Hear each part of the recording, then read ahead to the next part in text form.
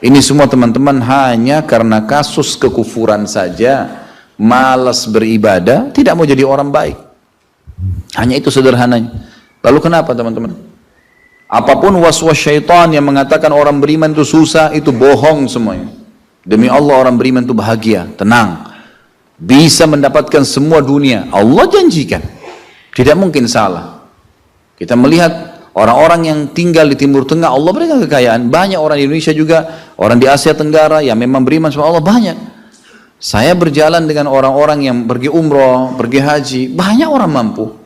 Banyak orang mampu dan mereka hidup bahagia, bisa. Ya. Jadi bukan berarti kalau kita lagi sulit kemudian kita menganggap oh ini berarti saya disiksa sama Allah atau memang hukuman. Tidak. Antum harus berubah. Kata Allah SWT, innallaha la yughayyiru ma biqaumin hatta yughayyiru ma bi anfusihim. Allah tidak akan mengubah nasib satu kaum sampai mereka mengubah nasibnya. Maksud daripada ayat ini adalah, kata sebagian ulama, kalau seseorang muslim dia memohon, merengek, mengadu sama Tuhannya dan meminta apapun sampai dia minta menjadi seorang raja dunia, akan dikabulkan oleh Allah asal dia mau mengubah dirinya. Lalu Allah akan bukakan kepadanya peluang-peluang untuk mencapai apa yang sedang dia minta itu. Dan Allah sebaliknya akan mencukupkan kebutuhan seorang hamba kalau dia mengatakan cukuplah saya begini. Misal ada orang bekerja, dia dikasih sama Allah gaji, dia dapat gaji 2 juta, dimudahkan dia diterima kerja seterusnya. Lalu dia mengatakan cukuplah seperti ini. Keluarga saya biayai 1,5 juta, sudah cukup, alhamdulillah, udah, nggak masalah. Allah cukupkan dia dengan itu. Tapi kalau ada orang tamak dengan rahmat Allah, enggak, saya mau begini, saya mau begitu, saya mau berusaha, lalu merengek minta kepada Allah, Allah akan kasih, tapi prosesnya ada. Karena kita di dunia ada proses. Makanya Umar bin Abdul Aziz rahimahullah mengatakan, sungguh saya ini memiliki pribadi yang tumuh. Tumuh itu orang yang selalu antusias mendapatkan yang terbaik. Beliau waktu jadi masyarakat biasa, beliau minta kepada Allah agar menjadi gubernur Madinah. Dan beliau mengatakan terus saya menggencot doa itu setiap malam sampai Allah kabulkan saya jadi gubernur Madinah. Gitu kan? Kemudian setelah itu saya memiliki antusias yang lebih besar untuk menjadi khalifah. Dan terus saya berdoa sampai Allah nobatkan jadi khalifah. Padahal Umar bin Abdul Aziz tidak bisa jadi khalifah pada saat itu kalau sesuai dengan jalur keturunan.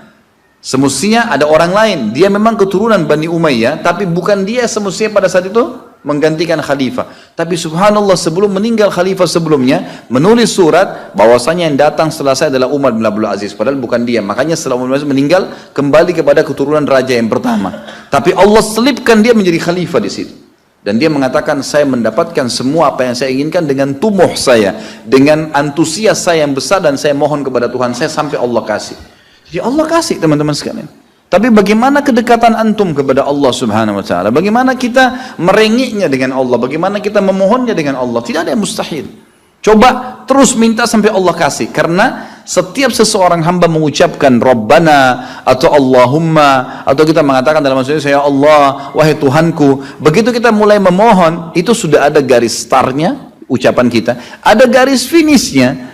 Tinggal antum sabar sampai garis finish enggak? Banyak orang berdoa baru pertengahan sudah berhenti dengan alasan Allah belum kasih. Allah mau lihat ini orang benar nggak, serius nggak. Sama rasionalnya gini, kalau kita kuliah, begitu kita sudah daftar kuliah, sudah ada kan prediksi kita 4 tahun tamat S1 kan? Oh iya, semester 1, semester 2, semester 3, sampai semester 8 misalnya. Ini yang saya tahu pada saat kami S1 di Madinah begitu ya. 1 tahun 2 semester, 1, 2. Tahun kedua, 2, 3, dan 4. Sampai semester 8 selesai S1. Baik, kita begitu daftar, pertama sudah tahu. Saya akan kuliah 4 tahun nih. Kalau saya lulus, selama 4 tahun saya akan lulus menjadi S1. Kita sudah tahu kan. Kalau ada orang baru tingkat 2 sudah berhenti kuliah, dia sendiri berhenti. Itu sama rasionalnya orang kalau berdoa tuh. Kalau merengek sama Allah. Sabar sampai titik klimaksnya. Kita akan dapat ijazahnya, kita akan dapat apa yang kita inginkan. Gitu kan? Tapi kalau orang terburu-buru, tergesa-gesa, dia tidak dapat. Jadi selalu tamak terhadap rahmat Allah. Dan itu bagian daripada ibadah. Allah SWT menyuruh kita tamak dengan rahmatnya. Ya. Kita disuruh berdoa dengan khaufan wa tama'a. Khauf, takut dengan azabnya Allah, jangan masuk neraka, dan tamak terhadap rahmat Allah. Minta terus agar Allah SWT memberikan kepada kita rahmat yang luas, ditambah, diberikan karunia. Antusias teman-teman sekalian. Orang mukmin itu selalu optimis. Tidak ada kata-kata pesimis, tidak ada kata-kata putus asa, nggak ada kata-kata dendam. Berlalu, qaddarallah ma syaa fa'al. Allah sudah takdirkan dan sudah terjadi. Kata Nabi SAW, kalau terjadi sesuatu pada kalian, katakan Allah sudah takdirkan, sudah terjadi. Buka lembaran baru, jalan sekarang, gitu kan? Sampai kata Nabi SAW yang memotivasi kita, kalau di tangan seseorang di antara kalian sebuah bibit, dan dia tahu, bibit pohon, dan dia tahu besok kiamat, tetap dia tancapkan. Tetap dia tancapkan. Sebagian ulama salaf dulu, mereka menanam pohon-pohon teman-teman sekalian, pohon-pohon yang umurnya lama, seperti kelapa, ya. Tapi di sana mungkin mereka menanam pada saat itu kurma. Kurma lama tumbuhnya, gitu kan? Mereka tanam. Sampai pada saat itu ada beberapa sahabat menanam pohon-pohon kurma yang masih kecil. Mereka di umur pada saat itu sampai alis mereka sudah putih dan turun menutupi matanya, saking tuanya, 80-90 tahun. Ditanya oleh murid-muridnya, kenapa anda masih menanam seperti ini, di umur seperti ini, gitu kan? Kata dia, Allah akan memberikan saya pahala di setiap gerak-gerik saya, termasuk ini. Bagaimana dia antusiasnya?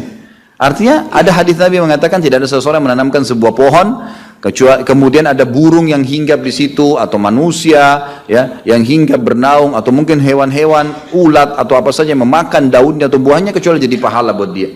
Jadi selalu ada motivasi untuk menjadi orang yang terbaik, ya. Makanya juga dalam masalah surga begitu. Kata Nabi SAW, kalau kalian minta surga Firdaus, surga yang tertinggi. Jangan bilang amal saya nggak cukup, enggak. Tamak dengan rahmat Allah, minta yang terbaik teman-teman sekalian.